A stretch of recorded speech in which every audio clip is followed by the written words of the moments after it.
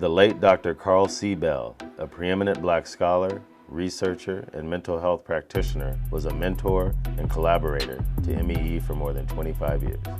He unselfishly shared his expertise and insights, enlightening us with his analysis of trauma, mental wellness, violence, and the innate resilience in low-income black communities.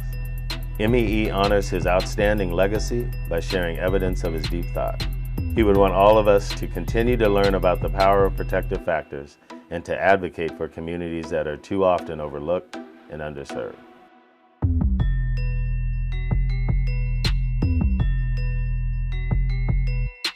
Well, you know, that's an interesting and complex question, because I'm very, very convinced that black people experience more trauma from violence than probably anybody else other than maybe Native Americans.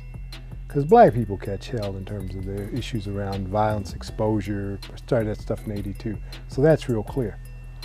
What's interesting to me, though, as I read the national surveys on mental health and trauma outcomes, is that there is some suggestion that black people actually have better mental health outcomes than white people. When they go do large community surveys, black people come out better.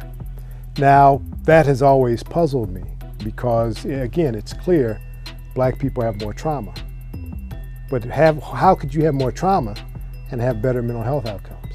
Doesn't make sense. What it turns out is that I think black people in many ways have more protective factors protecting them from trauma. I used to think that if you were from a single-headed household, your mom was on drugs, you were doing poorly in school, your mom was using crack, and you were using crack, your daddy was in prison, your mama was drinking, you got abused sexually, you know, all the risk factors that everybody can name, you were ruined, as we say in Chicago, you just ruined. That's not true. That is not true. Now, it's counterintuitive that that's not true, because you would think mama on drugs, daddy in prison, school violence, been exposed to violence, you messed up. Wrong, wrong, wrong. Here's the thing that we learned from Satcher's Youth Violence Report and the Institute of Medicine's report on suicide.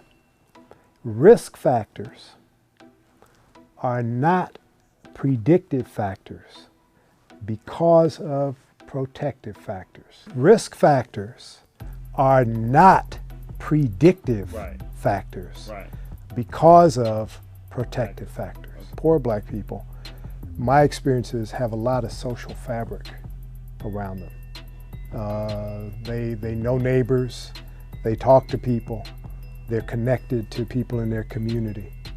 So they got social fabric. But again, we're so busy demonizing and criminalizing and castigating, especially young black men, that we don't see their potential. And we don't see their creativity, their humor, their spirituality, their energy for action. And we view it all as negative, so we don't give them a chance.